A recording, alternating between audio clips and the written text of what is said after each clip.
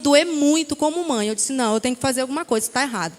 E com o tempo, né, depois de fazer diversas investigações, a gente teve o laudo. E o que é o TDAH? Na verdade, o médico me explicou, o psiquiatra, ele disse, seu filho nasceu com uma deficiência, onde no lobo frontal dele do cérebro, ele não produz dopamina suficiente para que ele reaja a coisas que ele não gosta de forma normal. Então, ele vai precisar de estímulo.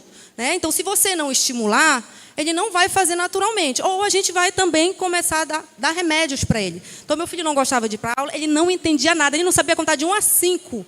Eu disse, não, isso não está certo. Ele não sabia o que era quente, o que era frio, o que era mais difícil, ele não sabia nada. Tudo era misturado na cabeça dele. Eu até achava que ele não ouvia direito. Eu disse, não, essa criança não deve ouvir. Mas não, a gente fez todos os testes. Então, de fato, ele não produzia dopamina. Mas o que é dopamina? Gente, o que é dopamina? Eu não sabia o que era isso. Então, eu tive que estudar. Tive que entender o que é o cérebro humano por causa do meu filho. Então, como eu falei para vocês, não existe maior propósito na vida, porque se a gente escolheu a contabilidade, a gente está aqui por causa de alguma coisa, a gente precisa mudar a vida de alguém, de alguma pessoa. Quando você entende o porquê que você está aqui, você começa a trabalhar com um propósito. E, a partir disso, comecei a identificar com o meu filho e passei a aplicar dentro das minhas empresas, da contabilidade. Obrigada. E eu escrevi esse livro. Após isso, eu comecei a identificar, eu escolhi essa profissão para a minha vida. Só que, gente, eu trabalho no Conselho também, Federal de Contabilidade, fui fiscal de conselho, então, muito próximo, inclusive está até assistindo a mentoria aqui do Rogério, parabéns, Rogério, fiscal aqui do nosso Conselho. O que a gente observa é que muitos contadores ainda não percebem o valor que tem. Então, essa mensagem que eu vim trazer para vocês, a gente precisa ativar isso e mudar isso imediatamente. Então, o posicionamento e autoridade e valor. Você pode ser o melhor contador, mas se ninguém percebe o seu valor, você é invisível. Pessoal, a nossa profissão contábil, como qualquer profissão autônoma, ela é personalística. Sou eu, Andresa. Você não vai adquirir valor e transferir para outro contador. Você não vai conseguir fazer isso, porque a responsabilidade é sua. Então, você tem que construir isso. Essa imagem, quem vai construir é você. Mas se você não se posicionar, cada vez vai ficando mais difícil. Então, muitas das vezes, o contador ele se sente desvalorizado porque ele explica demais. Quando ele se forma, o profissional, quando ele acaba de sair de um curso de ciências contábeis, por mais que ele faça uma especialização, que ele vai abrir a empresa dele contábil, ele vai ver a dificuldade. A não ser que ele seja aquele contador que já tem uma herança, que já é passado, escritório de pai para filho, já tem um sobrenome, mesmo assim a gente não vai tirar os méritos dele porque é difícil. Mas para ele buscar clientes, ele acaba aceitando qualquer um. Ele se justifica demais, ele não se dá o valor. Eu vou dar um exemplo o tempo inteiro durante essa palestra. Quem é contador aqui? Vamos lá. Contador registrado, ok. Vamos lá. Quem nunca recebeu uma ligação do cliente que disse assim, contador, faz o faturamento aí, porque eu preciso abrir conta no banco. Falei a verdade. Ninguém. Olha, fala, não é verdade? Eu não vou nem dizer o que vocês responderam. Mas eu tenho certeza que eles falam assim, o gerente fala, porque o gerente quer para abrir a conta no banco. Aí você vai dizer, mas você acabou de abrir sua empresa, você nem fatura. Não, mas eu quero que tu faça aqui faturamento mensal 150, 200 mil. Olha, tem gente falando assim. Tá vendo?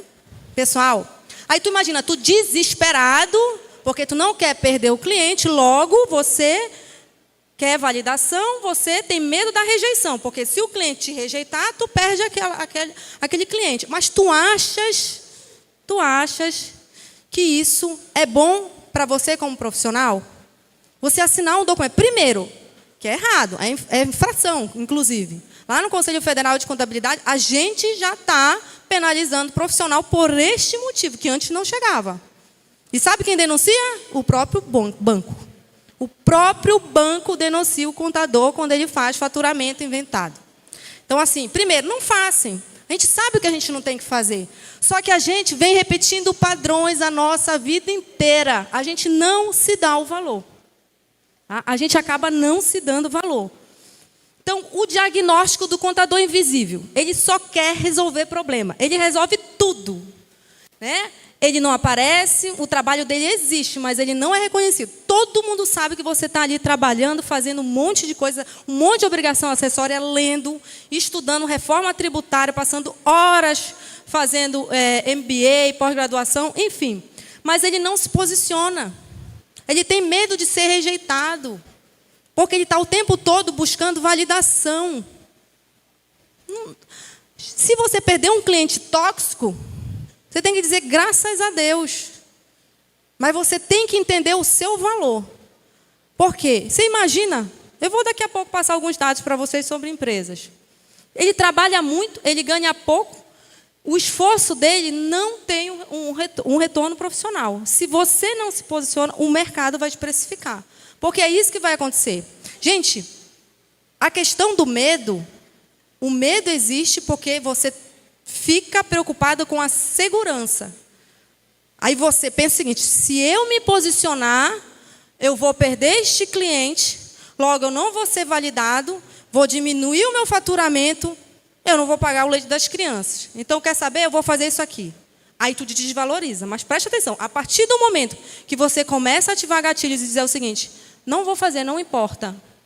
Eu vou conseguir um cliente melhor. Eu tenho um cliente que ele fala assim para mim, Andresa, eu continuo na tua empresa e eu sei que vocês é um dos mais caros aqui, porque eu sei que na hora que resolver um problema, vocês vão resolver. Na hora que eu tiver um problema, vocês vão resolver. Eu digo, cara, eu fico assim, olha onde eu cheguei. Porque eu vou te dar medo. Na hora que tu disser assim, isso aqui é crime contra a ordem econômica tributária, eu não faço. Chegou um empresário e disse assim para mim, Andresa, porque o contador fulano de tal, ele altera aqui para mim, o SPED, ele envia não sei quanto. Eu falei, oi? Eu disse, não, eu não faço isso. O senhor vai responder contra crime contra a ordem econômica e tributária, eu não faço isso. O senhor vai ter um problema. Ah, Andresa, mas eu não vou te mandar todas as notas fiscais. O problema é seu. Aí o que a gente faz? O termo que a gente tem todas as normas, que a gente se precavém. Todo profissional tem que se precaver. Que a gente faz aquele termo de responsabilidade do administrador. Portanto, não tenha medo de falar o que deve ser dito para o empresário. Vindo agora para a história da neurociência. Tá? A gente vai entender agora os gatilhos. Né? Qual é o momento, o que acontece no teu cérebro? Então, isso é biologia, isso é científico, eu não estou inventando, eu estudei para falar isso aqui. Tá? Você tem que entender que isso é um processo biológico que você pode mudar. Na hora que acontecer, que você entender que, mas eu vou perder isso, eu vou perder esse cliente. Não, é só o teu cérebro que ele está